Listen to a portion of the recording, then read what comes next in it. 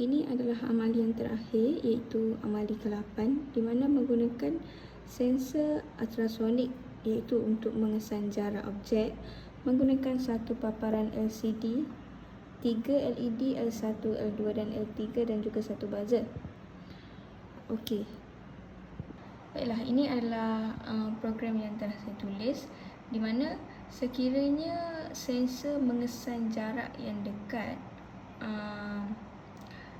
LED dan juga buzzer akan berbunyi. Selain itu, paparan pada LCD juga akan menunjukkan dekat. Sekarang saya akan upload program ke Arduino.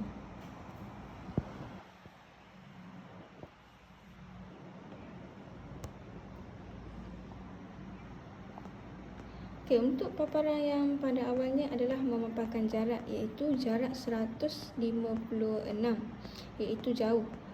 Selain itu, LED 1 saya hidupkan secara terus, manakala LED 2 saya menulis atur caranya supaya blinking. Sekarang saya akan meletakkan objek pada jarak yang dekat.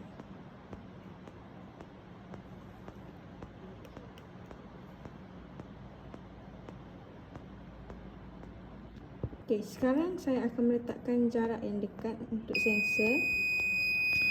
Paparan LCD akan memaparkan jarak, iaitu dekat. LED 3 merah akan menyala dan buzzer akan hidup.